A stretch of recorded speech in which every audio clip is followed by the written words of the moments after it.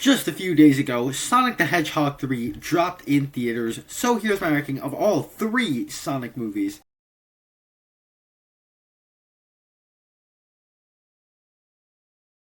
Hi, my name is Nathan, and I like to talk about a lot of movies on this channel. If you're new here, down below in the comment section, share your ranking of the 3 Sonic films over on my channel. I have more content like this. Check those out once this video is over. And if you enjoy this video, click the like button and be sure to subscribe because that really does help a lot.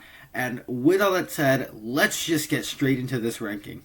In least best place for me is Sonic the Hedgehog 2. Now, to be clear, I think all these are good movies. This is like a B+ for me, so I still really enjoy this movie. I've seen it quite a few times, and I've enjoyed it many times, all the times that I've rewatched it.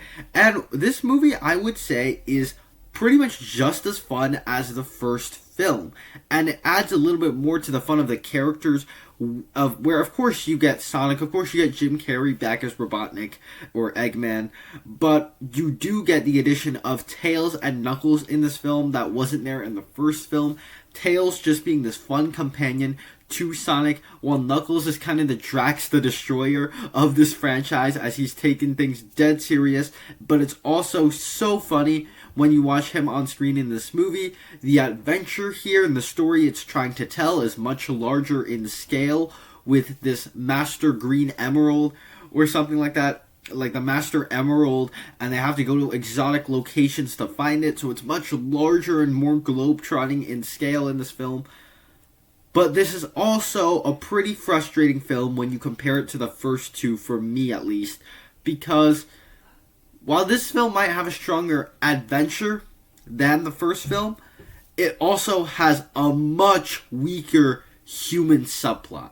And in this franchise, I'm not particularly crazy about the human subplots or the human characters, but in this movie in particular, the human subplot just bogs this movie down even more, especially on rewatch. In this case, it's at a wedding, and I just don't find that engaging at all. And every time they cut back to that, especially on rewatch, I kept wanting to go back to our main plot and adventure. And I could also tell that the heart in this movie wasn't nearly as effective as it once was in the first film. It still has a heart, still has some messaging there, but it's just not as effective as what was there in the first film.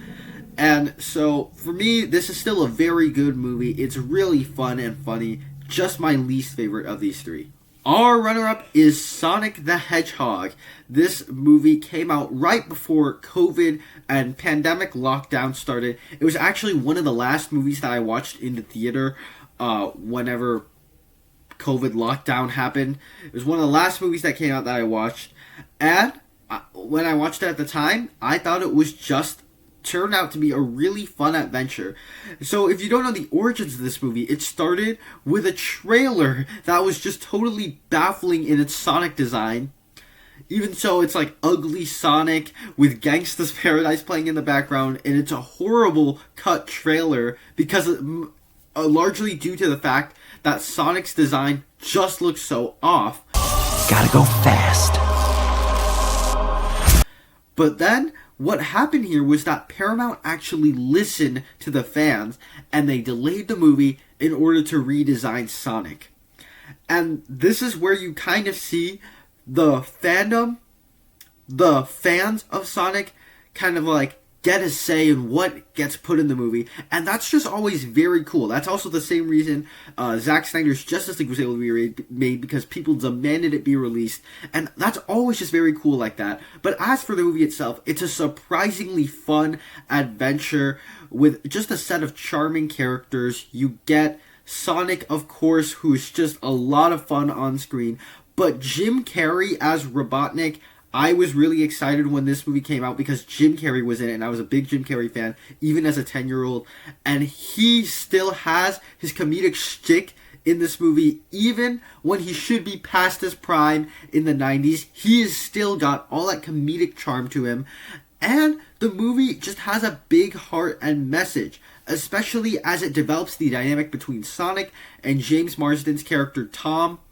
It develops that really well in order to culminate in this heartfelt, heartwarming, sweet little ending to the film. Now, I will say the way that they made a Sonic movie into a road trip movie is a little bit strange, but that doesn't change the fact that this is still a film that I've rewatched many, many times, and I enjoy every single time. But in first place is the new one, Sonic 3. I thought that this film, it might be just recency bias, but it just delivered all the best elements of the Sonic franchise in one film. Right off the bat, the focus is entirely on the Sonic team, with Sonic, Tails, and Knuckles trying to battle this new threat, Shadow, who's a great new addition, by the way, and they take out the human subplot, which is a really good call. That makes this a much more engaging adventure than the first two films.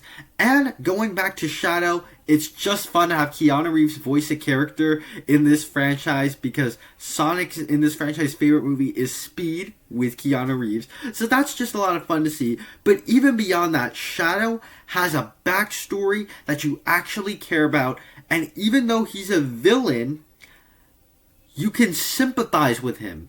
You can understand him. He's not a villain just to be villainous. He has a past and a motivation for why he's doing what he's doing. And add to that, Jim Carrey was one of the stronger elements of this franchise, and they have two Jim Carreys here, and he's still just as fun as he once was, even more so because there's two of him now, and it's just so much fun. And even he gets the little heartfelt moments with his henchmen once you reach the third act of the film. It has that emotion to it with the characters and the conflicting nature of Sonic in this movie, and the need for revenge of certain characters, while also maintaining the franchise fun and rapport with all these charming characters. The stakes and the plot are the highest that they've ever been in this trilogy, because it's going out into space, it's world ending, and it just absolutely works on that for me. And so for me, at the end of the day, this one just had all the best elements of this franchise. So for me, it is the best Sonic movie. There you have it. That's my ranking of all three Sonic movies. Down below in the comment section, share your ranking of the Sonic movies over on my channel. I have more content like this. Check those out right now. Thank you guys so much for sticking around to the end. I will see you in the next one.